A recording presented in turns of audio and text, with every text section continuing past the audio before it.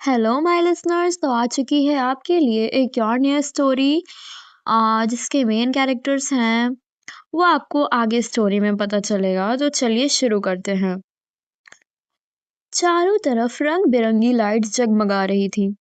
शेखावत भवन पूरी तरह से सजा हुआ किसी नई नवेली दुल्हन की तरह लग रहा था। हर जगह बस उजाला ही उजाला फैला था। लेकिन आज अदिति के मन के अंदर घना अंधेरा था। उसे कुछ समझ नहीं आ रहा था कि वो क्या करे, कैसे सब कुछ ठीक करे। इसी कश्मकश में डूबी वो छत की रेलिंग से डिगकर एक टक चांद को देखी जा रही थी। अदिति जब भी उदास होती थी तो वो टेरेस पर खड़े होकर घंटों चांद को देखती थी।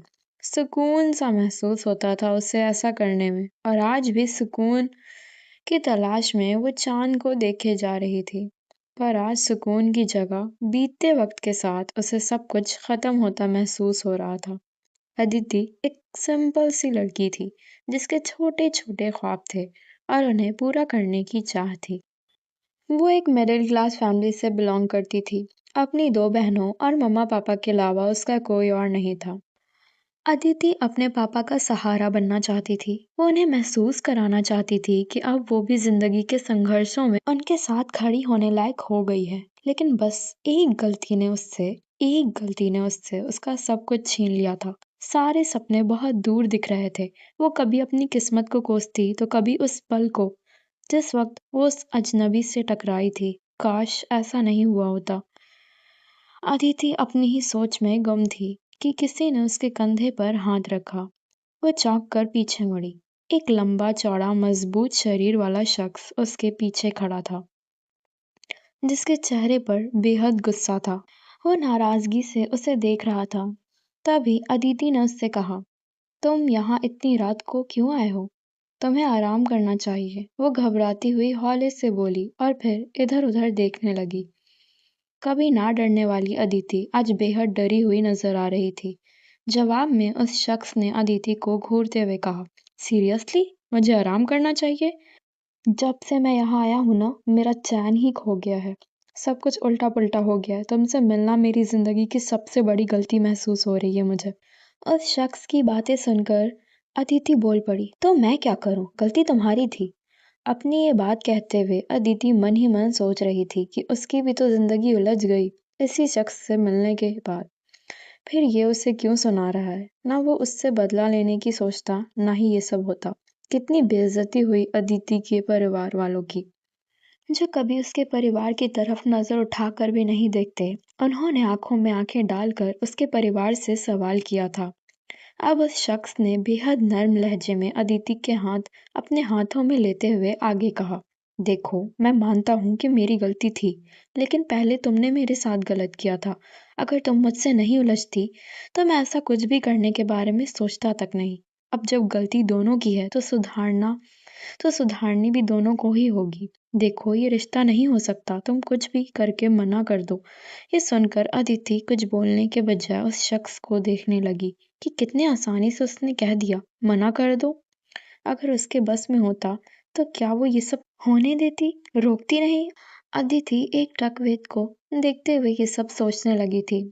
उसका ये हाल देखकर वेद उसका ध्यान खींचते हुए कहने लगा, ऐसे क्या देख रही हो? देखो तुम्हें भी पता है ना तुम इस शादी से खुश रहोगी और ना ही मैं, तो फिर इतना सोचने का क्या फायदा? ये शादी किसी भी कीमत पर नहीं चल पाएगी। इससे अच्छा है तुम मना कर दो। अभी वक्त है, अभी वक्त है। तुम बोल दो सबसे कि तुम ये शादी नहीं करना चाहती। वेद के मुंह से ये सुनकर अदिति ने नाराजगी में जवाब दिया, सच में वेद? तुम्हें लगता है सब कुछ इतना आसान है? तुम्हें कोई आइडिया भी है मेरे पेरेंट्स कितने परेशान हैं? सिर्फ तुम्हारी वजह से आज मेरे पापा को हार्ट अटैक आया है। अगर तुम्हारी वजह से उन्हें कुछ भी हो जाता ना तो मैं तुम्हें कहीं का नहीं छोड़ती। इनकार ही करना है तो तुम भी कर सकते हो ना, जाओ करो। वेद ने अदिति की बात को बीच में ही काट दिया। प्लीज अदिति समझने की कोशिश करो, एक बार अंकल से बात करके देखो, वो जरूर समझेंगे। वो जरूर समझेंगे। जब भी तुम्हें जरूरत होगी मैं एक दोस्त बनकर हमेशा तुम्हारा साथ रहूंगा। पर अभी इस शादी से मुझे बचा लो, जाओ प्लीज, मना कर दो तुम। वेद को लगा था कि अदिति इतनी रिक्वेस्ट पर मान जाएगी, लेकिन अदिति के जवाब ने उसे हैरान कर दिया। अदिति ने उसे इनकार करते हुए कहा, कितने स्वार्थी इंसान हो तुम। तुम्हें सिर्फ खुद की पड़ी है, लेकिन मैं ऐसा कुछ नहीं करूंगी जिससे मेरी फैमिली को हर्ट हो।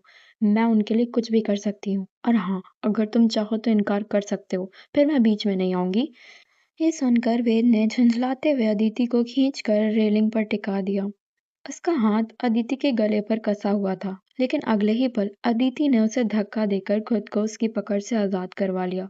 और फिर उस शांत माहौल में अदिति का एक थप्पड़ गूंजा, जो कि वेद के गालों पर पड़ा था। वेद हैरान था, लेकिन अदिति यहाँ नहीं रुकी। उसने आगे गुस्से में वेद को समझाया, अभी एक गाल ही लाल हुआ है, कल को मुंह भी टूट सकता है तुम्हारा। अच्छा होगा अब तुम कुछ भी कहे बिना यहाँ से चले जाओ। वेद का खून खौल गया था। वो एक टक नजरों से अदिति को घूरते हुए बोला, तुम समझते क्या हो खुद को? मैं तुम्हें तुम्हारे मकसद में ना कभी कामयाब नहीं होने दूंगा। मैं सब समझ गया हूँ। तुम तो यही चाहती थी ना कि किसी अमीर घर के लड़के को अपने जाल में फंसाकर उसके पैसों पर ऐश करना।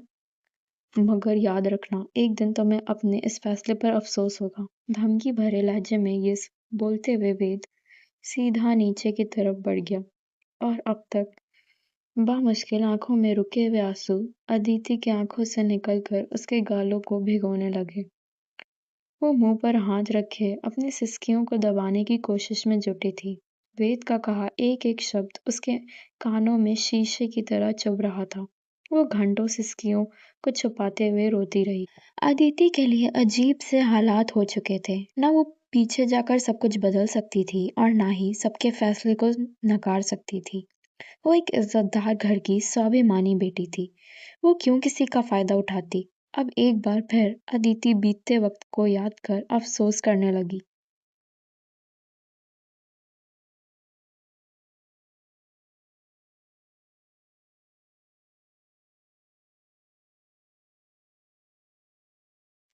अदिति घंटों सिसकियों को छुपाते हुए रोती रही। अदिति के लिए अजीब से हालात हो चुके थे। ना वो पीछे जाकर सब कुछ बदल सकती थी, और ना ही सबके फैसले को नकार सकती थी। वो एक इज्जतदार घर की स्वाभिमानी बेटी थी। वो क्यों किसी का फायदा उठाती? अब एक बार फिर अदिति बीतते वक्त को याद कर अफसोस करने लगी। सब कुछ कितना अच्छा चल रहा था वेद से मिलने के पहले, लेकिन उससे उसकी एक मुलाकात तूफान के जैसे ही तबाही ले आई थी। फ्लैशबैक 2 दिन पहले सुबह का समय, एक अलग ताजगी हर किसी को मानो स्वागत कर रहा था। कितने खुश थे उस दिन सब, सबसे ज्यादा अदिति के पापा। आखिर इतने सालों बाद वो अपने बचपन के दोस्त से जो मिलने वाले थे। उस दिन राघवेंद्र जी यानी अदिति के पापा हाथ में न्यूज़पेपर लिए, आंखों पर चश्मा लगाए पेपर पढ़ रहे थे। वो रह रहकर मुस्कुरा रहे थे। शायद वो हाथ में पेपर पकड़े हुए भी अपने बचपन के किस्सों को याद कर रहे थे। राघवेंद्र जी काफी दोस्ताना किस्म के इंसान थे। उनसे अदिति या उसकी बहनें डरने की जगह खुलकर बात किया करती थी। जब अदिति ने सब कुछ जानते हुए भी अपने पापा से उनकी मुस्कुराहट की वजह पूछी, तो उन्होंने बताया, आज अनुज आ रहा है, इतने सालों बाद। पहले 2-4 सालों में आ जाता था, लेकिन जब से बच्चे बड़े हुए हैं तब से बहुत कम आने लगा है। लेकिन एक बात है, इस बात का हमारी दोस्ती पर बिल्कुल असर नहीं पड़ा है। वो आज भी वैसा ही है, थोड़ा हंसमुख, थोड़ा गंभीर। वो बिल्कुल नहीं बदला। अदिति को बताते हुए उनके चेहरे पर अपने दोस्त और बचपन की दोस्ती के लिए मानो गर्व झलक रहा था। उन्होंने आगे अदिति से कहा, तुम बहुत छोटी थी तब देखा था उसने तुम्हें। अब तो शायद वो तुम्हें पहचान भी ना पाए। अपने पापा की खुशी देखकर अदिति ने फिर उनसे सवाल किया, अच्छा पापा जी, हम भी आपके दोस्त से मिलने के लिए बहुत एक्साइटेड है, और उनकी फैमिली से भी। आखिर देखें तो कि उनके अलावा कौन है जो आपके दिल के बहुत करीब है। अदिति राघवेंद्र से बात कर रही थी कि तभी उसकी मम्मी मीरा आकर पूछने लगी, वैसे क्या बात हो रही है बाप बेटी में? इस पर राघवेंद्र ने दोबारा चेहरे पर मुस्कान लिए अपने दोस्त अनुज के बारे में बताना शुरू कर दिया। साथ ही उन्होंने ये भी बताया कि राजीव का बेटा जतिन अनुज और उसकी फैमिली को एयरपोर्ट से पिक करने गया है। इसी बीच अदिति को याद आया कि उसे भी किसी काम से 1 घंटे के लिए घर से बाहर जाना है। कहकर अदिति जल्दी में स्कूटी लिए बाहर निकल गई। घर से निकलकर वो अपनी ही धुन में स्कूटी चलाई जा रही थी, और साथ ही अपना कोई पसंदीदा गाना भी गुनगुना रही थी। हाँ हाँ हाँ, बिन पूछे मेरा नाम और पता, रस्मों को रखे परे, 4 कदम बस 4 कदम, चल दो ना साथ मेरे। बिन कुछ कहे बिन कुछ सुने, हाथों में हाथ लिए, 4 कदम बस 4 कदम, चल दो ना साथ मेरे। हे बिन कुछ कहे बिन कुछ सुने, हाथों में हाथ लिए, 4 कदम बस 4 कदम, चल दो ना साथ मेरे। वो इतनी मस्त थी कि रास्ते में सामने से आता हुआ लंबा चौड़ा शख्स भी उसे दिखाई नहीं दिया और अदिति ने सीधे ले जाकर स्कूटी उससे भिड़ा दी। फिर उस शख्स की हालत देखे बिना जमीन से उठते हुए अदिति उसी पर बरस पड़ी। पता नहीं कहाँ कहाँ से आ जाते हैं ऐसे लोफर टाइप के इंसान, शक्ल चोर जैसी और हरकतें बेवड़े वाली। ये सुनकर सामने खड़े शख्स ने गुस्से से जवाब दिया, ओ हेलो मिस, मेरी कोई गलती नहीं है, मुझे कोई शौक नहीं है खुद को घायल करने का, और हाँ, ना मैं कोई चोर हूँ ना ही बेवड़ा। गलती आपकी थी, आप ही सपनों में गुम थी।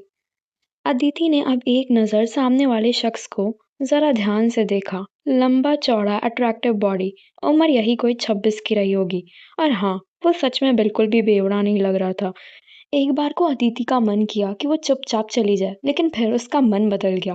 वो दोबारा उस शख्स को घूरने लगी, जो हाथ पर लगी मिट्टी को साफ कर रहा था। उसे चोट तो नहीं आई थी, लेकिन हाथ पैरों में कुछ जगह पर खरोंचें आ गई थी। तभी उस शख्स की नजर अदिति पर पड़ी। वो एकदम से उससे बोल पड़ा, घूर क्या रही हो? अब क्या मारने का इरादा है? माफी मांगो और निकलो। दिल बहुत बड़ा है मेरा, माफ कर दूंगा। उस पर अदिति ने इनकार करते हुए कहा, माफी तो कभी ना मांगने वाली मैं। तुम्हारे लिए ये अच्छा होगा कि रास्ते से हटो और जाने दो मुझे। अब तुम्हारी तरह मैं फालतू तो हूं नहीं, बहुत काम है मुझे। जब उस शख्स को लगा कि अदिति सॉरी नहीं बोलेगी, तो उसने पलक झपकते ही अदिति की स्कूटी की चाबी खींचकर निकाल ली और बेचारी अदिति उसे देखती ही रह गई। कौन सी बड़ी भूल का पछतावा है अदिति को? क्या है वेद और अदिति के बीच की कश्मकश की वजह? क्या इनका ये रिश्ता कभी सुधर पाएगा? आइए जानते हैं आगे आने वाले एपिसोड में। स्टोरी पसंद आए तो सब्सक्राइब और लाइक ज़रूर कीजिएगा।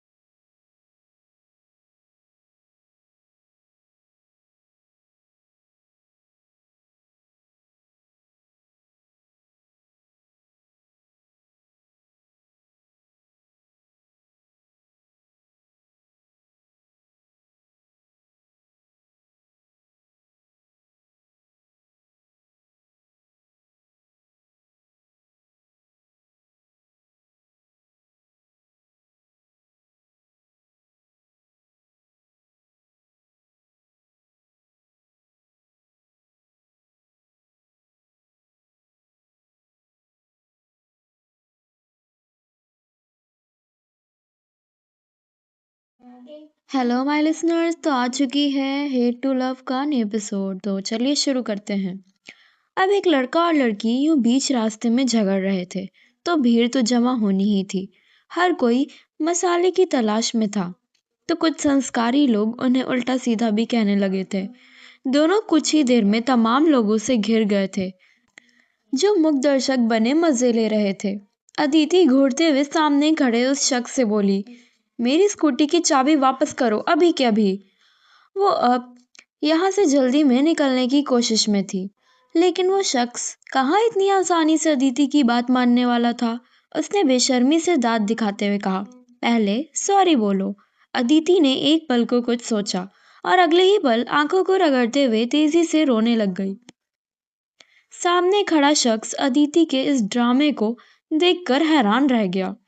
आगे अदिति भीड़ से रोते हुए बोली, देखिए ना, पहले तो ये लड़का मेरी गाड़ी के सामने आकर खड़ा हो गया और अब इसने चाबी निकाल ली।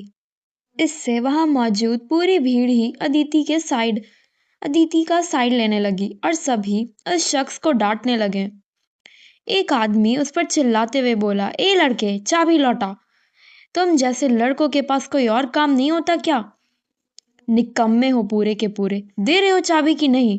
उस शख्स को चुप देख वो आदमी फिर चिल्लाया, सॉरी बोलो और चाबी दे दो।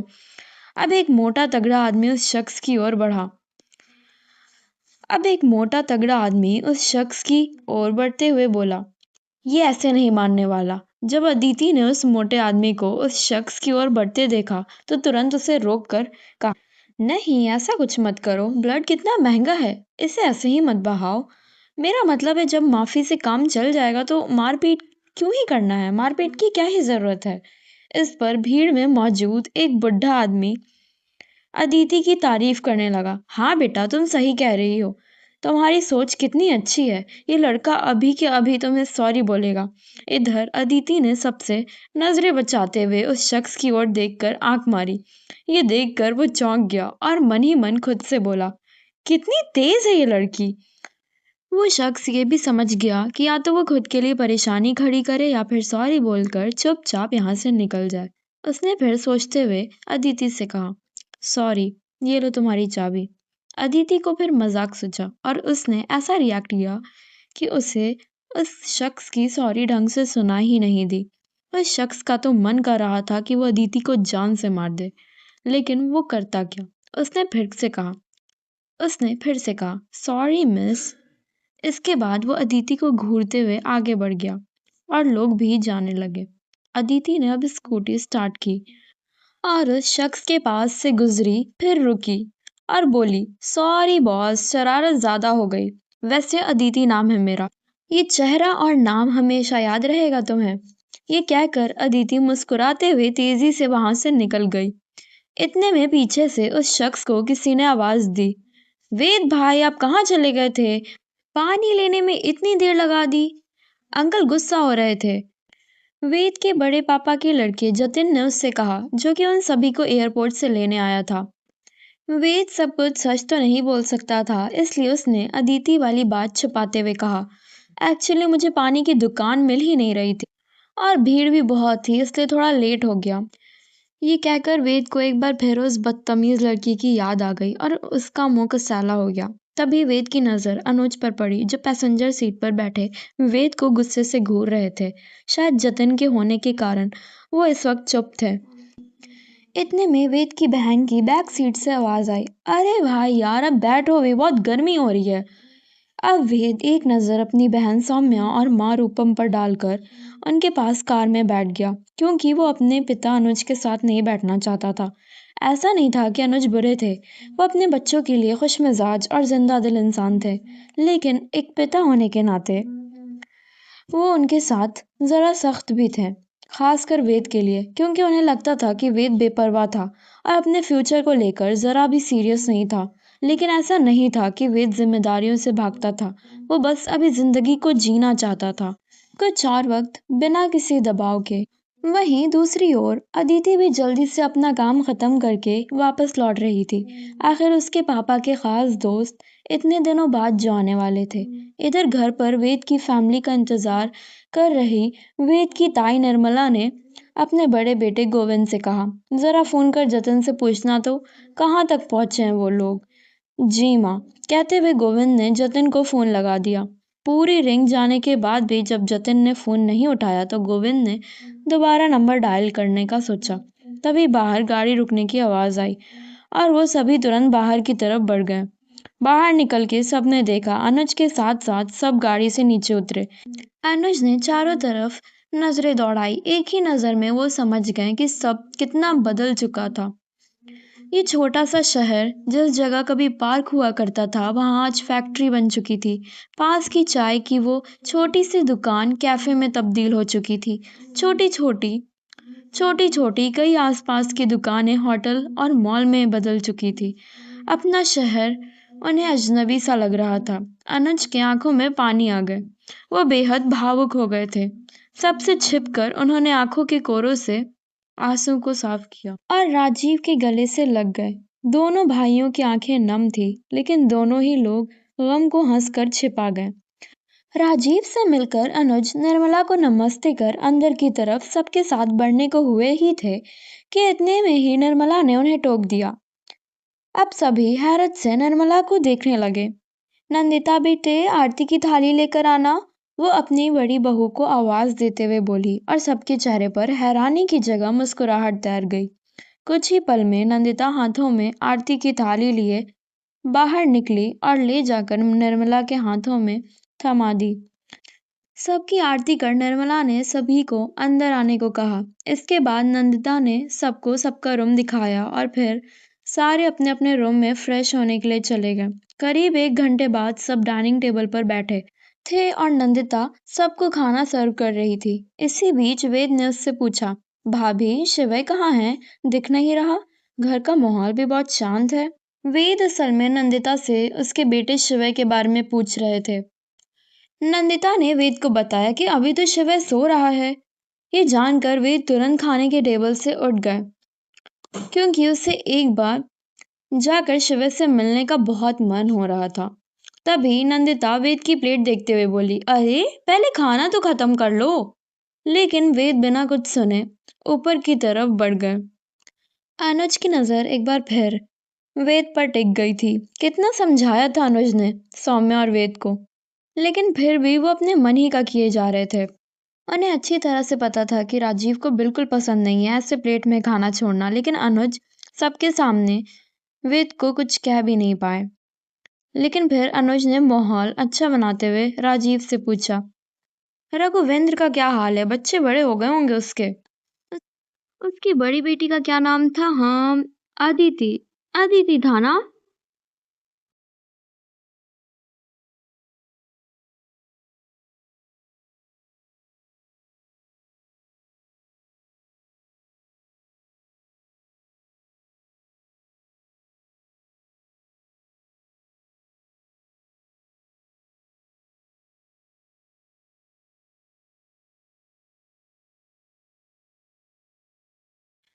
हेलो माय लिसनर्स, तो अब तक आपने सुन लिया था कि वेद और वेद की फैमिली इंडिया पहुंच जाती है और पहुंचते के साथ ही वेद और अदिति में लड़ाई हो जाती है। तो आगे शुरू करते हैं। उसकी बड़ी बेटी का क्या नाम था? हाँ, अदिति। अदिति था ना? अनुज ने ये बात छेड़ी ही थी कि तभी रघुवेंद्र वहां आ भी गए। बड़ी लंबी उम्र थी शायद उनकी। अनुज को देखते ही उन्होंने उससे कहा, क्या बात है, तुम्हें आए हुए इतना टाइम हो गया और तुम मुझसे मिलने भी नहीं आए। लगता है भूल गए मुझे। रघुवेंद्र थोड़ी शिकायती और थोड़े मजाकिया लहजे में बोले। जवाब में अनुज ने बताया, अरे ऐसी बात नहीं है यार, मैं कभी तुझे भूल सकता हूँ भला? दूरियां तमाम हो लेकिन तुम आज भी मेरे उतने ही करीब हो। तुम तो मेरे यार हो यार, तुम्हें भला भूल सकता हूँ मैं? हाँ। ये सुनकर पहले रघुवेंद्र ने अनुज को गले से लगाया और फिर मजाक करते हुए कहने लगे, तो तेरी अभी भी बात पर सीरियस होने वाली आदत नहीं गई? ये सुनकर सब लोग हंसने लगे। इतने में अदिति की दोनों बहनें रितिका और नीति भी आ गईं और दोनों ने सभी को नमस्ते किया। तभी अनुज ने याद करते हुए रघुवेंद्र से पूछा, अदिति बेटी नहीं आई मुझसे मिलने? जवाब में उन्हें रघुवेंद्र ने बताया, अरे भाई अभी वो मार्केट से आई है तो थोड़ा आराम कर रही है और उसे पता भी नहीं है कि आप लोग यहाँ आ गए हैं और हम लोग आप लोगों से मिलने यहाँ आ गए हैं, नहीं तो वो भी आई होती। इधर शिवय को नींद से जगाकर जब वेद उसके साथ खेलने लगा तो बात बात में शिवय बार बार अदिति का नाम ले रहा था। ये नाम सुनकर पहले तो वेद को सुबह वाली लड़की याद आ गई, लेकिन फिर उसने इस बात को नजरअंदाज करते हुए शिवय से पूछा, कैसी है तुम्हारी अदिति दीदी? बड़ी क्लोज लग रही है तुम्हारे। शिवय हंसते हंसते वेद को बताने लगा, अदिति दीदी ना बहुत अच्छी है और चॉकलेट भी तो लाती है वो मेरे लिए, और अगर आप मेरी दोस्त अदिति को देखोगे ना तो कहोगे, आ क्या पटाखा है। ये सुनकर वेद मुंह बनाते हुए हंस पड़ा। वहीं दूसरी ओर घर पर जब अदिति की नींद खुली तो वो तुरंत तैयार होकर राजीव के घर आ गई, क्योंकि फोन पर उसके पापा रघुवेंद्र ने उससे बता दिया था कि आज अंकल अपनी फैमिली के साथ आ चुके हैं। राजीव के घर पहुंचते ही अदिति अंदर गई। सामने ही हॉल में उसे अनुज और राजीव बैठकर बात करते मिले। उसने उन्हें नमस्ते किया और फिर उनसे बात करने लग गई। इसके बाद अदिति वेद की बहन सौम्या से मिलने जा रही थी कि तभी उसे बीच में ही नंदिता मिली। वो उनके साथ सौम्या के रूम में गई और वहां और वहां से अपनी बहन नीति की जिद पर अदिति वेद से मिलने के लिए आई, जो कि अब भी शिवय के साथ खेल रहा था। अदिति को दरवाजे पर देखते ही शिवय खुश होकर उसके पास चला गया और वेद उस वक्त खिड़की के सहारे खड़ा होकर कान से फोन लगाए किसी से बात कर रहा था। वो खिड़की के पास दरवाजे की तरफ पीठ करके खड़ा था। तभी छोटे शिवय ने उसके हाथ पकड़ते हुए कहा, वेट चाचू वेट, देखो कौन आया है। शिवय फिर अदिति का हाथ पकड़कर अंदर लाते हुए वेद से बोला, जिसका चेहरा अभी भी खिड़की की तरफ था। शिवय के दोबारा बोलने पर वेद फोन कान से लगाए पीछे मुड़ा और उसी वक्त अदिति की नजर भी उस पर पड़ी। दोनों एक दूसरे को देखकर हैरान रह गए। जहां अदिति बस वेद को देखी जा रही थी, वहीं वेद उससे बेहद गुस्से से घूर रहा था। क्या होगा अदिति और वेद का सामना होने के बाद? क्या वेद अदिति से ले पाएगा अपना बदला? आइए जानते हैं आगे आने वाले एपिसोड में, और सुनते रहिए हेट टू लव सिर्फ और सिर्फ नाइट नॉवेल लिसनर के साथ।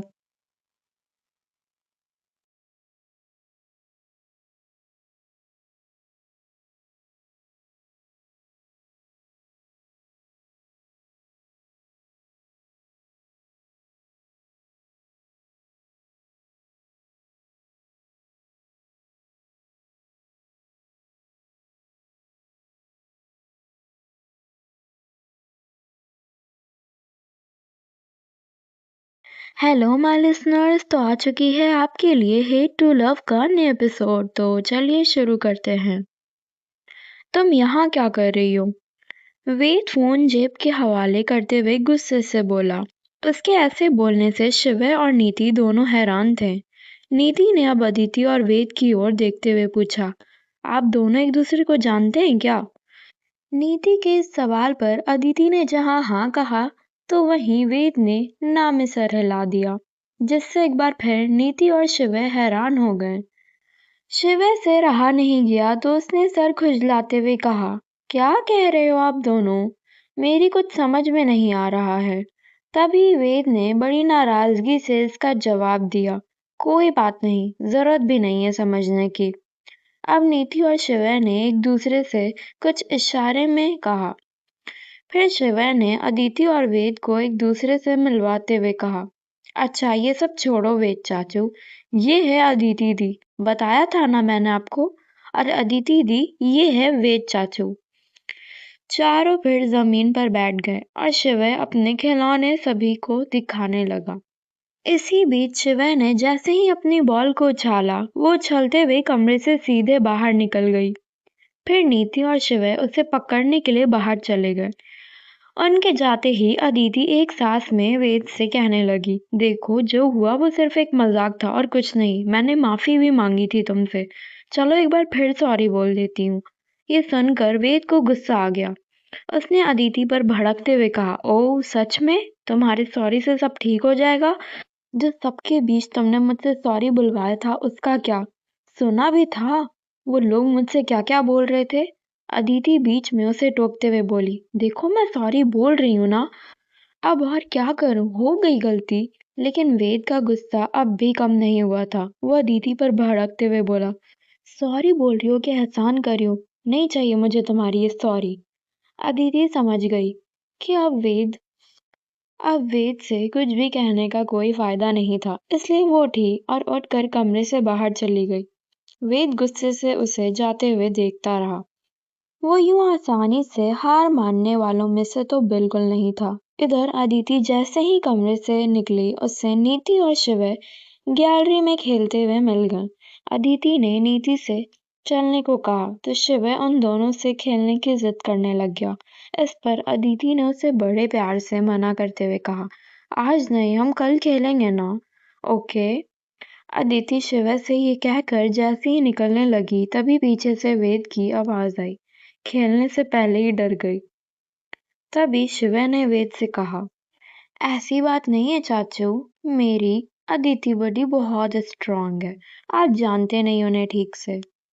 अदिति ने इस पर वेद की ओर देखकर उसे एक तिरछी सी मुस्कान दी। वहीं वेद चिढ़ा सा मुंह बनाकर उसे घूर रहा था। उस रात अदिति और वेद एक दूसरे के बारे में सोचते ही सोए। लेकिन जहां अदिति बात को यहीं खत्म कर देना चाहती थी, वहीं वेद उसे सबक सिखाने की सोच रहा था। अगले दिन शिवय का बर्थडे था।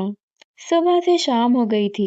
वेद अदिति का इंतजार कर रहा था क्योंकि उसके दिमाग में अदिति के खिलाफ कुछ चल रहा था।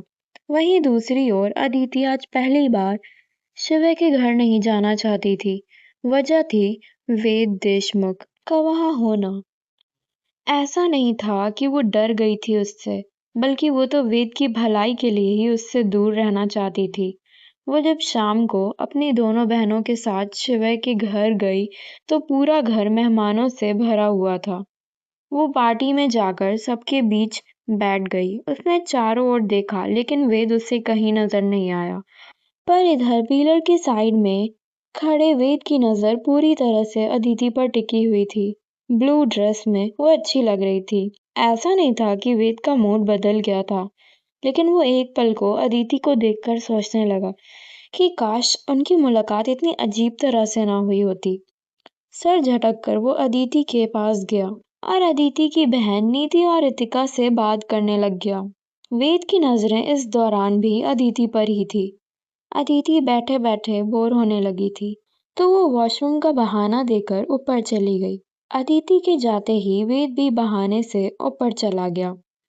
अदिति वेद के इरादों से अनजान वॉशरूम की तरफ बढ़कर दरवाजा खोलने ही वाली थी कि किसी ने उसके मुंह पर हाथ रखकर उसे पीछे की तरफ खींच लिया। अदिति घबरा गई थी। ये उसके चेहरे से साफ जाहिर हो रहा था। पर जब उसने पीछे मुड़कर देखा तो असल में ये वेद था जिसने उसका मुंह दबाया था। वेद ने अब अदिति का चेहरा देखकर उसका मजाक उड़ाते हुए कहा, ओह, डर गई क्या स्ट्रॉन्ग दीदी। इसके बाद वेद ने अदिति को अपने कमरे में लाकर दरवाजा बंद कर दिया। उसकी पकड़ से छूटते ही अदिति ने पहले उसे घूर कर देखा और फिर दरवाजे की तरफ बढ़ने लगी। लेकिन इससे पहले कि वो दरवाजा खोलकर निकलती, वेद ने फिर उसे पीछे खींच लिया। इस पर अदिति ने गुस्से में वेद से कहा, देखो तुम सही नहीं कर रहे हो। बहुत बुरा हो जाएगा अगर किसी ने देख लिया तो। ये मुंबई नहीं है, समझने की कोशिश करो। जाने दो मुझे, दरवाजा खोलो।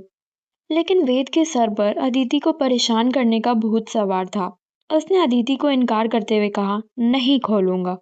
और ये क्या मुंबई और फालतू की बातें कर रही हो। तभी अदिति को कमरे में एक चूहा दिखा। चूहा देखते ही वो चीखती हुई बेड पर चढ़ गई, मम्मी बचाओ, कोई है।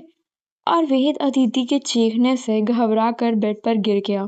अदिति ने चिल्लाकर वेद से कहा, पैर ऊपर करो, वो काट लेगा, जल्दी जल्दी। वेद ने उससे पूछा, तुम इतना चिल्ला क्यों रही हो, अभी तो मैंने कुछ किया भी नहीं है। इडियट, नीचे उतरो। लेकिन अदिति कुछ बताने के बजाय उसे बस पैर ऊपर करने को बोल रही थी।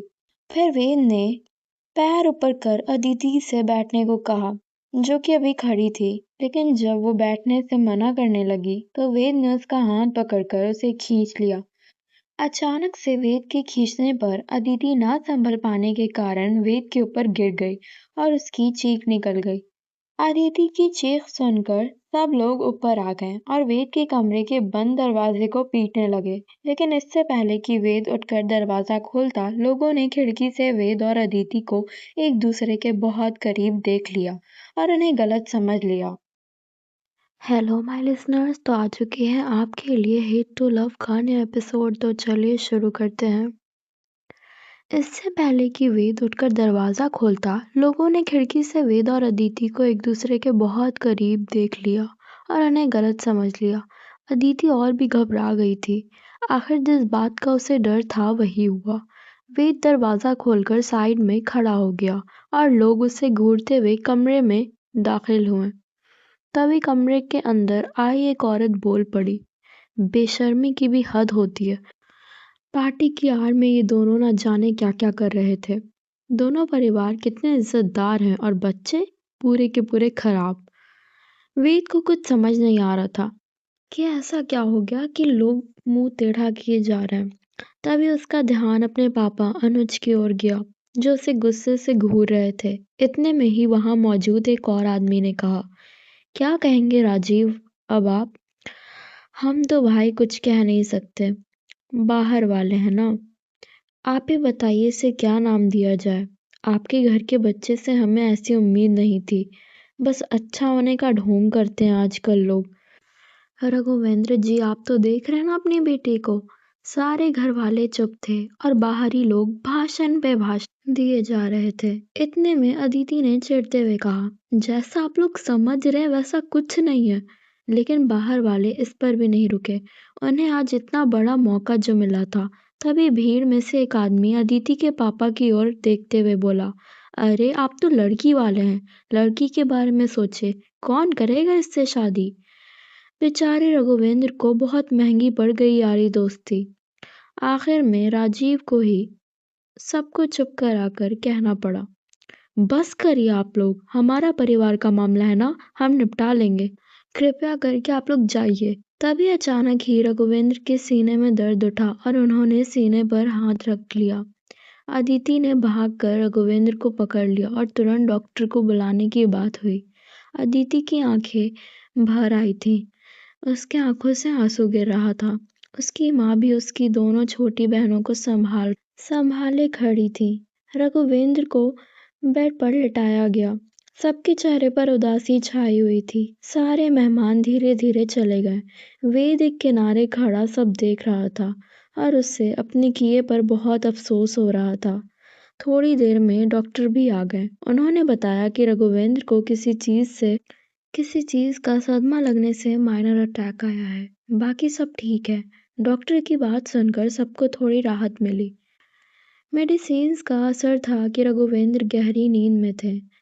लेकिन अनुज मन ही मन उनके सिरहाने बैठे किसी सोच में गुम थे। खतरा टल गया था, लेकिन पूरी तरह से नहीं। सोसाइटी में वेद और अदिति की बातें आग की तरह फैल गई थी। वहीं डॉक्टर जाते जाते बता गए थे कि रघुवेंद्र को अब कोई टेंशन नहीं होनी चाहिए थी। राजीव ने अब सबको डिनर करने के लिए कहा।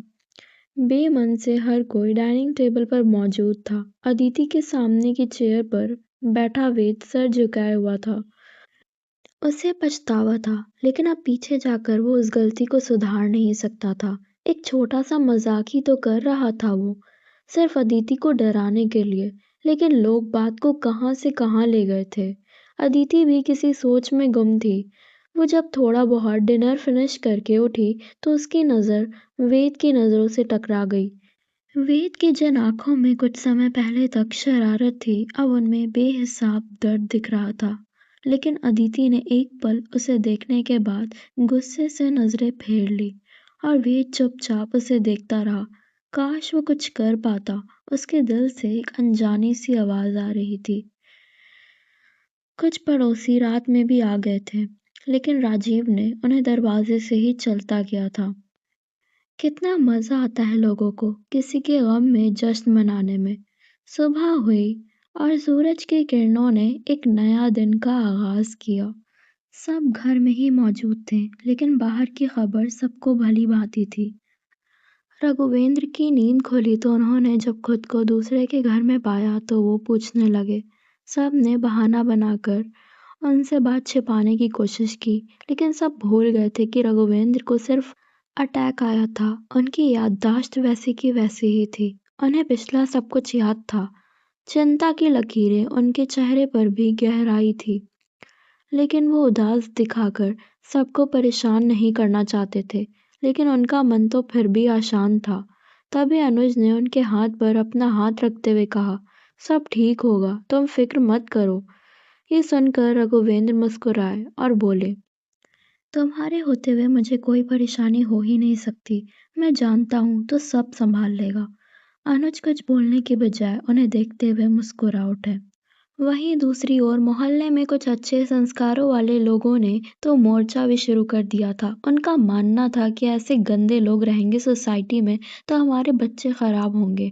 ना जाने कैसे बेतुके से इल्जाम रटे थे जुबान पर सबकी। लेकिन दोनों परिवार वाले चुप थे। वेद की बहन सौम्या ने अपनी माँ रूपम से परेशान होते हुए कहा, मम्मा हम यहाँ से चलते हैं ना।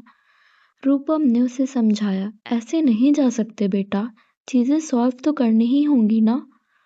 यूं बेबुनियाद इल्जाम सर पर लिए भाग जाना कायरता ही होगी। हम चलेंगे यहाँ से, बस थोड़ा वक्त दो, फिर कभी यहाँ आएंगे भी नहीं। रूपम बोली और सौम्या सर हिलाकर सहमति जताते हुए अपने कमरे में चली गई। वहीं ये सब कुछ सुन रहे वेद ने मन ही मन खुद से कहा, मैंने कुछ गलत नहीं किया है, ये लोग समझ क्यों नहीं रहे हैं? कैसे सुलझेगा वेद और अदिति के परिवार पर आई ये बड़ी मुसीबत? क्या अदिति वेद को उसकी गलती के लिए कभी माफ कर पाएगी? आइए जानते हैं आगे आने वाले एपिसोड में, और सुनते रहिए हेट टू लव सिर्फ और सिर्फ नाइट नॉवेल लिसनर के साथ।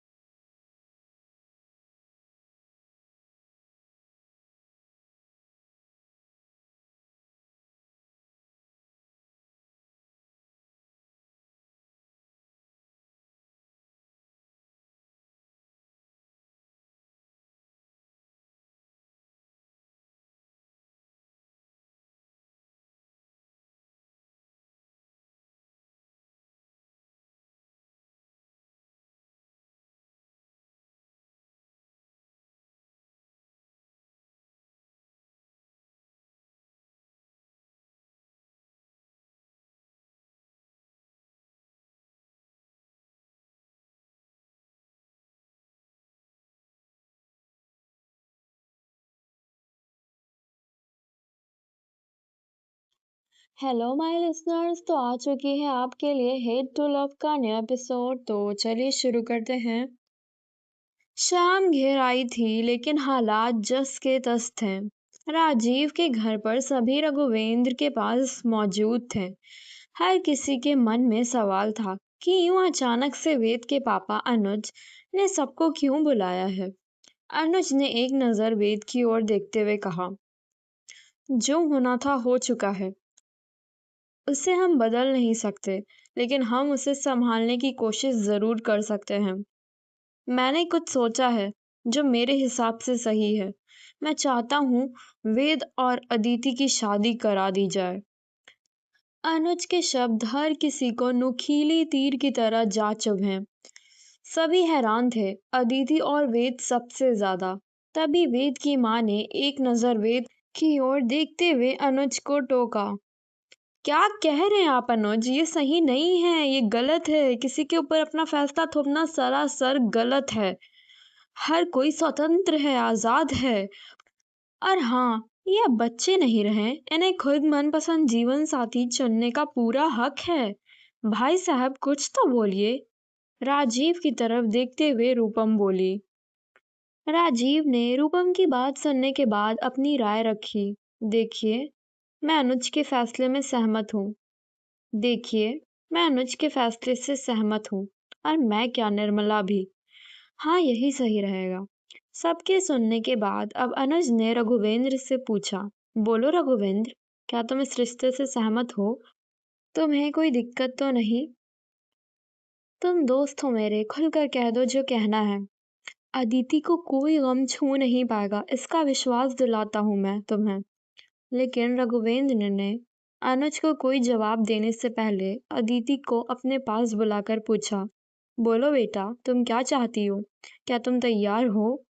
अदिति के कोई जवाब देने से पहले ही रूपम ने बहुत कड़वी बात कही। ये आप सब क्यों बच्चों जैसे बिहेव कर रहे हैं? शादी खेल तो नहीं है, उम्र भर साथ निभाना होगा। एक दिन की पहचान और फिर शादी, ये रिश्ता कभी नहीं चल पाएगा। वैसे भी अगर कीचड़ में गिरते हैं तो कीचड़ साफ करते हैं, ना कि कीचड़ में रहना शुरू कर देते हैं। रूपम के आखिरी कुछ लफ्ज किसी को भी पसंद नहीं आए। फिर रूपम की बात को काटते हुए अनुज कहने लगे, तुमने सही कहा कि एक दिन की मुलाकात से कुछ नहीं होता, लेकिन तुम भूल रही हो कि एक पल में लोग कहाँ से कहाँ हो जाते हैं। अरे एक सेकंड में लोग अपनों से दूर हो जाते हैं, और ये शादी तो जरूर होगी। मेरी दिली इच्छा थी कि अदिति मेरी बहू बने, और अब तो भगवान ने इशारा भी दे दिया है। और क्या चाहिए? तुम बोलो बेटा अदिति, तुम्हारा क्या कहना है? अनुज भी बोले तो अदिति ने एक नजर रघुवेंद्र को देखा और फिर उसने हाँ कर दी। हर कोई उसकी इस हाँ पर हैरान रह गया था। वेद की मुट्ठियां गुस्से में भिज गईं और वो सख्ती से अदिति को घूरने लगा। रूपम ने अब सबको सुनाते हुए कहा, आप लोग सुन लो एक बात, ये शादी ये शादी कभी नहीं होगी। अच्छा लड़का देखा नहीं कि पढ़ा दिए फेरे। अपनी बात रखकर रूपम अपनी बेटी सौम्या को साथ लिए कमरे से बाहर निकल गई। रूपम के जाने के बाद वेद ने भी अपने पापा से कहना चाहा, डैड डैड में ये शादी, लेकिन उससे पहले कि वो अपनी बात पूरी करता अनुज ने उसे टोका। तुम्हें करनी होगी ये शादी। हाँ, मैं जानता हूँ कि ये गलत है। गलत है किसी के साथ शादी जैसी चीजों में जबरदस्ती करना, लेकिन मुझे तेरे लिए अदिति परफेक्ट नजर आ रही है।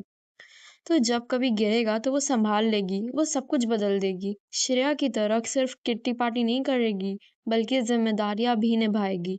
वेद ये सुनकर गुस्से से बाहर चला गया और सीधा रूपम के कमरे में जाकर उससे कहने लगा, मॉम ये डैड क्या कर रहे हैं? कोई गलती नहीं की है मैंने, और मैंने बोला था ना कि अभी शादी नहीं करनी है। जब करनी होगी तो बता दूंगा। ऐसे कैसे कर लूं उस अदिति से शादी? उसे मैं ठीक से जानता तक नहीं। This is not fair mom. आप बोलो ना, मना कर दे डैड उनको।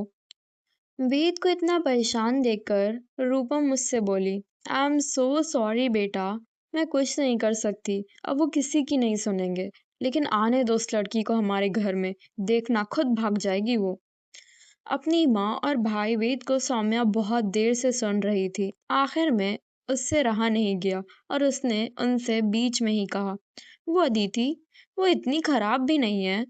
सौम्या की ये कहते ही रूपम और वेद उसे घूरने लगे।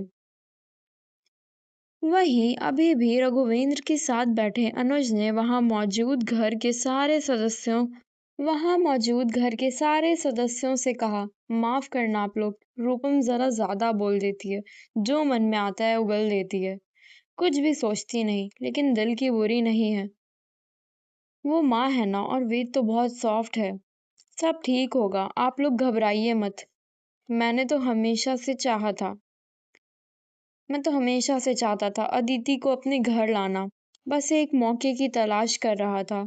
यकीन मानिए ये किस्मत ही है जो इन्हें मिलाना चाहती है। मैं सब ठीक कर दूंगा। ये सुनकर रघुवेंद्र ने अनुज के हाथ पर हाथ रखते हुए कहा कि उन्हें उन पर पूरा भरोसा है। ये पेरेंट्स भी सोसाइटी के प्यार में कितने अंधे होते हैं। उन्हें अपने बच्चे से ज्यादा भरोसा अपने सो कॉल्ड सोसाइटी से होती है। रघुवेंद्र ने अनुज के हाथ पर हाथ रखते हुए कहा कि उन्हें उन पर पूरा भरोसा है। और फिर क्या?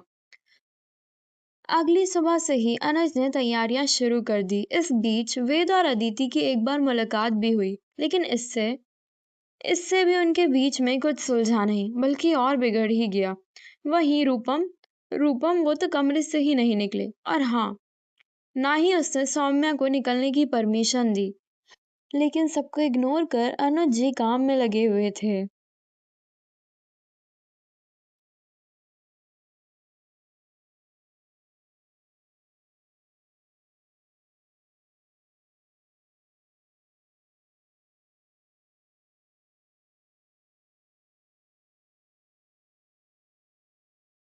हेलो माय लिसनर्स, तो आ चुका है आपके लिए हेट टू लव का नया एपिसोड। तो चलिए शुरू करते हैं। शेखावत भवन सजाया जा रहा था किसी दुल्हन की तरह। जब सब व्यस्त थे तब वेद सबकी नजरों से बचते हुए इधर उधर कमरों में देखते हुए अदिति के कमरे में जा पहुंचा। एक बार को जब उसने नजरें दौड़ाई तो उसकी निगाहें कुछ पल को ठहर गईं उस फोटो फ्रेम पर, जिसमें अदिति अपने बहनों के बीच खड़ी थी। उसे देखकर वेद ने मन ही मन सोचा, कितनी मासूम लग रही है, लेकिन है नहीं, ये फंसा रही है मुझे। वेद आज अदिति से मिलना चाहता था। वेद अदिति को तलाशते हुए छत पर जा पहुंचा, और छत पर जो हुआ उसकी उम्मीद वेद ने कभी की ही नहीं होगी। अपने पिता के अटैक की बात कर अदिति ने ना सिर्फ शादी रोकने से मना कर दिया, बल्कि वेद के हाथ से अपना हाथ छुड़ाने के चक्कर में उसने वेद को एक तमाचा जड़ दिया। गुस्से में वेद अदिति को पैसों की लालची और अमीर परिवार देखकर रिश्ते के जाल में फंसाने वाली कहकर छत से उतर गया। अदिति वही छत पर खड़ी रोती रही। क्या हो गया ऐसे रिश्ते का जिसकी शुरुआत ही ऐसी हुई हो। उस रात अदिति को तो नींद ही नहीं आई। उसके मन में एक बड़ा सवाल गूंज रहा था कि आखिर इस रिश्ते का भविष्य क्या था। वो घबरा तो रही थी, लेकिन अब चाह कर भी पीछे नहीं हट सकती थी। अगली सुबह सब शादी की तैयारी में जुट गए थे। बड़े जोरों शोरों से कम वक्त में भी सब कुछ परफेक्ट बनाने की चाह थी सबकी, क्योंकि टाइम तो मिला ही नहीं था आराम से कुछ करने का। लेकिन शायद वो भूल रहे थे कि इस रिश्ते में चाह कर भी कुछ परफेक्ट नहीं हो सकता था। जहाँ इश्क का एक बूंद भी ना था, नफरत से जुड़ रहे इस रिश्ते का क्या अंजाम होगा कोई नहीं जानता था। अदिति अपने कमरे में ही उदास बैठी थी। आज के बाद उसकी जिंदगी पूरी तरह से बदलने वाली थी। सब कुछ बदलने वाला था। ऐसे में उसके दिमाग में कई सवाल चल रहे थे। कैसे करेगी वो ये सब कुछ? क्या वो एक अच्छी बहू बन पाएगी? अच्छी पत्नी अच्छी पत्नी का तो सवाल ही नहीं उठता, क्योंकि वेद तो इस शादी से खुश ही नहीं था और वो खुद भी तो नहीं थी। ये शादी तो सिर्फ एक मजबूरी थी। अदिति को सारे सपने टूटते हुए बिखरे से नजर आ रहे थे। अब अदिति ने एक गहरी सांस ली और खुद को शांत करते हुए कमरे से बाहर निकल गई। वो भी बाहर ही निकली थी कि नीरा को देखकर ठहर गई, जो उसी को बड़े ध्यान से देख रही थी। अदिति उदासी छिपाते हुए मुस्कुराई। मुस्कान झूठी थी, जिसे नीरा समझ चुकी थी। आखिर माँ थी वो। उन्होंने अदिति का चेहरा देखकर पूछा, बेटा कोई जबरदस्ती तो नहीं कर रहे हम तुम्हारे साथ? जवाब अदिति जवाब में अदिति ने अपनी उदासी छिपाने की नाकाम कोशिश करते हुए कहा, नहीं मैं खुश हूँ माँ, और ये सब सही हो रहा है जो भी हो रहा है। अदिति बड़ी मुश्किल से अपने भावनाओं को छुपाते हुए बोली। इससे पहले नीरा कुछ और पूछती, अदिति मौका देखकर वहां से तुरंत निकल गई। शाम होते ही अदिति को पार्लर वाली सजाने लग गई। हल्दी मेहंदी जैसी कोई रस्म नहीं हुई। जरूरत कहाँ थी इन रस्मों की? जहाँ मोहब्बत ही ना हो वहाँ रस्म थोड़ी मायने रखते हैं। वहीं दूसरी ओर वेद की निगाहें पूरी तरह रूपम पर टिकी हुई थी। वो बड़ी उम्मीद से उन्हें देख रहा था। सहरा और दुल्हे के लिबास में वो जच रहा था, पर रूपम ने उससे नजरें हटा ली। वेद ने एक बार फिर कोशिश करते हुए कहा, अपनी माँ से कहा, आप समझाओ ना डैड को एक बार प्लीज। ये शादी कैसे हो सकती है? हम उन्हें पैसे दे देंगे।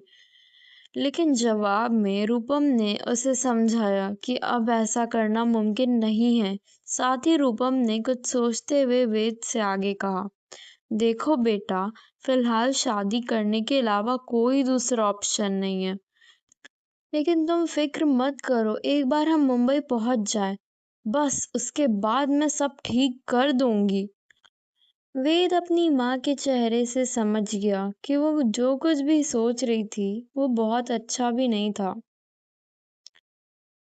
इसलिए उसने रूपम के सामने अपनी बात रखी, माँ, लेकिन ऐसे तो अदिति की जिंदगी खराब हो जाएगी और मैं किसी की लाइफ के साथ खेलना नहीं चाहता। ये सुनकर नाराजगी में रूपम वेद से बोली, इतना भी दूसरों के बारे में नहीं सोचना होता वेद। जिस लड़की ने जिस लड़की ने तुम्हें इस मुकाम पे लाकर खड़ा किया है, तुम उसकी भलाई सोच रहे हो? रूपम नाराजगी से बोली तो जवाब में वेद कुछ ना बोल सका। कुछ भी हो, लेकिन वेद ऐसे कैसे किसी की जिंदगी को गेम बनाकर खेल ले, और ऊपर से अदिति के साथ। कुछ भी बुरा होता वो नहीं देख सकता। वो नहीं देख पाएगा। आखिर वो उसके पापा की दोस्त की बेटी थी। वेद ने खुद को समझाकर तसल्ली दी कि वो खुद ही कोई आसान रास्ता निकाल लेगा। लेकिन शादी शादी तो अब करनी ही थी उससे। आइए जानते हैं आगे आने वाले एपिसोड में कि वेद और अदिति की शादी होगी या वेद अपने आप को इस मुसीबत से बचा लेगा। और सुनते रहिए हेट टू लव सिर्फ और सिर्फ नाइट नॉवेल लिसनर के साथ। और प्लीज गाइस, अगर आपको ये स्टोरी पसंद आए तो लाइक, सब्सक्राइब और कमेंट करना बिल्कुल भी मत भूलिएगा। हेलो माय लिसनर्स, तो आ चुकी है आपके लिए हेट टू लव का नया एपिसोड। तो चलिए जल्दी से शुरू करते हैं। पंडित के बुलावे पर दूल्हे को ले जाया गया और फिर दुल्हन को।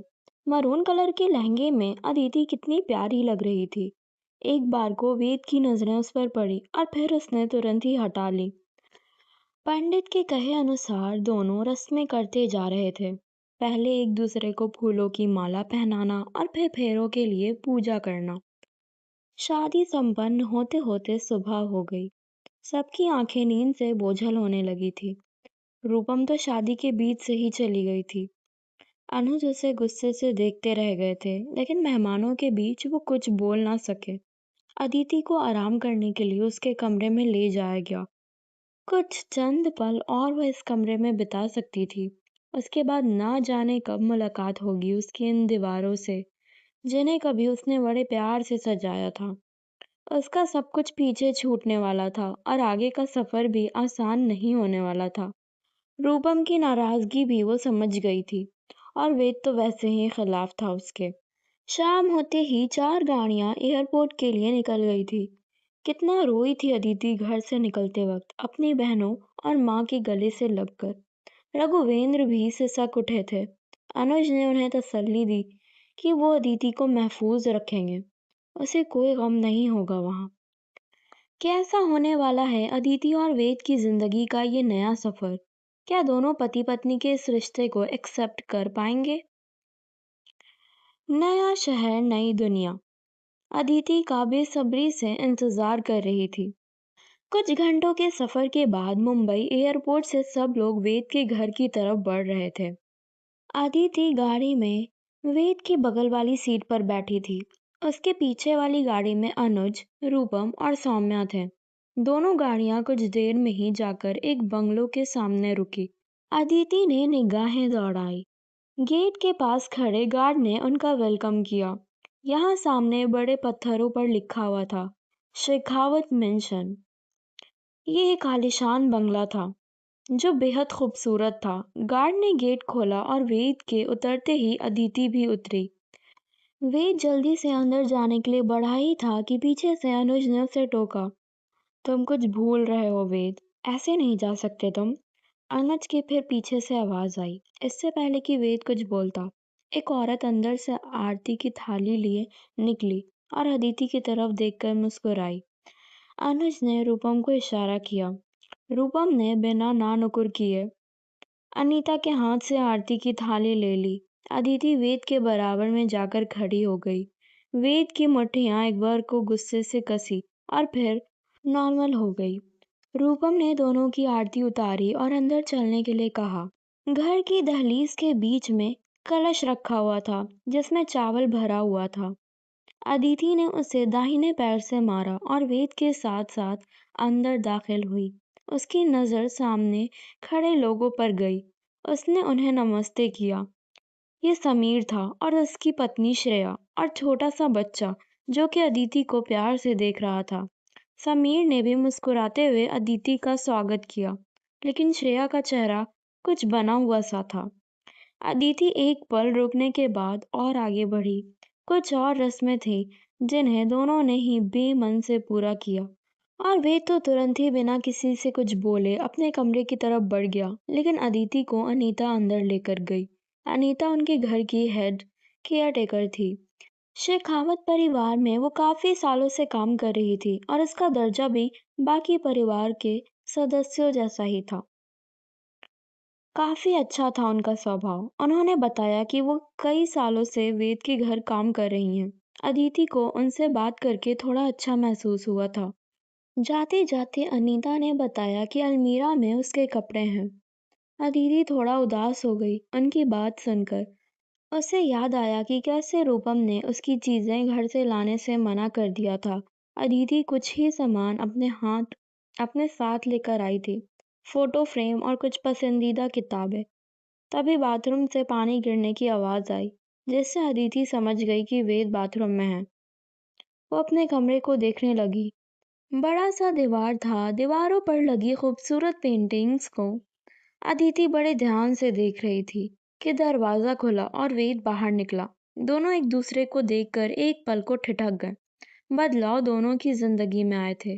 अदिति ने नजर हटा ली।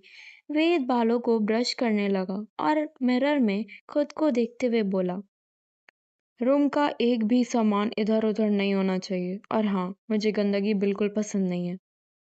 इस पर अदिति ने तुनक से जवाब दिया, पागल तो हूं नहीं जो सामान बिखरा दूंगी। वेद को उसके बोलने के लहजे पसंद नहीं आए थे। अब उसने भी गुस्से में अदिति से कहा, ओ अच्छा हुआ बता दिया तुमने, मुझे तो पागल ही लगती हो तुम। अदिति गुस्से में होते हुए भी खामोश रह गई और वार्डरोब की तरफ बढ़ी। वेद एक नजर अदिति पर डालकर बाहर निकल गया। मेरे घर में होते हुए भी रौब कम नहीं हुआ इस लड़की का। खुद से मन ही मन ये कहकर खींचता हुआ वेद लिविंग एरिया में जा पहुंचा। इतने में श्रेया ने वेद पर तंज कसते हुए कहा, तुम तो कह रहे थे कि अभी शादी नहीं करनी, फिर ऐसा क्या जादू कर दिया इस लड़की ने जो तुमने शादी कर ली, वो भी इतनी जल्दी। श्रेया ने वेद की दुखती रग पर हाथ रख दिया था, इसलिए वेद ने अब अपने पापा अनुज की ओर देखते हुए कहा, कहते हैं तुम मन मर्जी कर रहे हो और मेरी जिंदगी के इतने बड़े फैसले में एक बार मुझसे पूछा तक नहीं। अनुज वेद की नाराजगी समझ रहे थे, इसलिए वो कुछ नहीं बोले। वहीं दूसरी ओर अदिति ने लॉन्ग सूट पहना हुआ था। उसे अब नींद आ रही थी और भूख भी लग रही थी। वो सोच ही रही थी कि खाने का जुगाड़ कैसे किया जाए, तभी अनीता उसके कमरे में खाने की प्लेट लिए दाखिल हुई और मुस्कुराते हुए बोली, थक गई होगी ना, इसलिए अनुज सर ने यहीं खाना भिजवा दिया। वेद बाहर गया है तो उसका इंतजार मत करना। अनीता के जाते ही अदिति खाने पर टूट पड़ी। फिलहाल तो उसे बस भूख लगी थी और इससे ज्यादा जरूरी उसके लिए कुछ नहीं था। वो अपना खाना खाकर सो गई और उसकी नींद करीब 12 बजे खुली। उसने फोन चेक किया, कई सारे मिस कॉल थी उसके माँ पापा की। उसने अब तुरंत उन्हें फोन लगा दिया। उसे पता था कि घर वाले परेशान हो रहे होंगे। अदिति की माँ ने फोन उठाया और फिर अदिति ने बारी बारी से सबसे बात की। जब नीति ने उससे वेद के बारे में पूछा तो उसने बहाना बना दिया कि वो सो गया है। बड़ी आसानी से अदिति सब कुछ छिपा गई थी, लेकिन उन सबको सच बताकर परेशान करना भी कहाँ सही था। आज का दिन जैसे जैसे बीता। आइए जानते हैं आगे क्या होने वाला है और सुनते रहिए हेट टू लव सिर्फ और सिर्फ नाइट नॉवल लिसनर के साथ।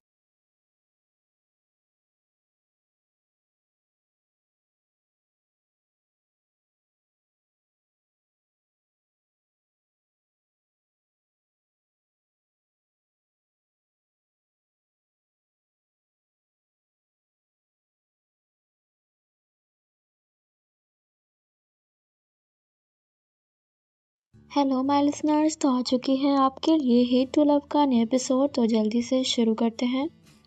अगली सुबह जब अदिति की आंख खुली तो वो खुद को कमरे में अकेला देखकर चौंक गई, लेकिन अगले ही पल वो सर झटक कर उठ गई। वेद कमरे में नहीं था, मतलब वो आया ही नहीं था कमरे में, या शायद घर ही नहीं आया था। अदिति ने घड़ी पर नजर डाली और वॉशरूम में चली गई। वहीं दूसरी ओर वेद घर के जिम एरिया में ट्रेडमिल पर दौड़ रहा था। स्पीड काफी थी जिससे वो पूरा पसीना पसीना हो गया था। इतने में रूपम आकर उससे पूछने लगी, कहाँ थे रात भर तुम? मैंने कुछ पूछा है तुमसे? तुम सुन भी रहे हो, कहाँ थे तुम रात भर? रूपम गुस्से से बोली तो वे टॉवेल से पसीना पोंछते हुए उनके पास जाकर बैठा और बोला, मॉम मैं नहीं एक्सेप्ट कर पा रहा हूँ ये सब। ये शादी मुझे समझ नहीं आ रहा है कि मैं क्या करूँ। अपने बेटे को इतना परेशान देखकर रूपम ने उसे समझाया, तो तुम हार गए बिना किसी कोशिश के। हाँ, उसने तुम्हारी जिंदगी में जबरदस्ती एंट्री की है ना। तो क्या उसे यूं ही छोड़ दोगे? उसे तो मज़ा आ ही रहा है, वो तो खुश है ही। वो तो यही चाहती थी, आराम और शान और शौकत की ज़िंदगी। वैसे कहीं तुम्हारा मन बदल तो नहीं गया उस लड़की को देखकर? रूपम वेद को देखते हुए बोली तो वो चौंक उठा। ऐसा कुछ नहीं है मॉम, मैं उसे देना चाहता हूँ सज़ा, और उसे इनफैक्ट मैं महसूस कराना चाहता हूँ कि वो गलत थी, उसकी सोच गलत है। उसकी ख्वाहिश कभी नहीं पूरी होने दूंगा मैं। वेद पर रूपम की बातों का असर हो गया था। आगे रूपम ने कहा, तो कुछ करो भी, ऐसे कहने से थोड़ी कुछ होगा। खुद को सजा देने के बजाय उससे तो समझो। इस लड़की ने सब कुछ खराब कर दिया है। तुम्हें तुम्हारे डैड की नज़रों से गिरा दिया है। तुम्हें उनसे दूर करना चाहती है ये लड़की। उनके नज़र में खुद तो अच्छी बन ही गई है। बहुत तेज समझती है ये खुद को। वैसे एक बात बताओ बेटा, अब तुम्हें ही सब कुछ ठीक करना होगा। तुम्हें पता है, अगर तुम्हारे डैड नाराज रहे तो तुम्हारे कार्ड भी छीन जाएंगे। फिर क्या करोगे तुम? अच्छा, आप जाओ और तैयार हो जाओ, ब्रेकफास्ट पर मिलते हैं।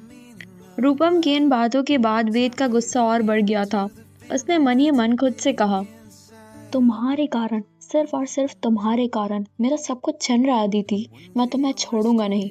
वेद गुस्से से हवा में हाथ मारता हुआ अपने कमरे की तरफ बढ़ गया।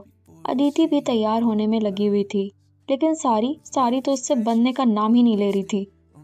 वेद आया तो अदिति बेड के साइड में झुककर बैठ गई, साड़ी को बस अपने शरीर पर लपेटे हुए।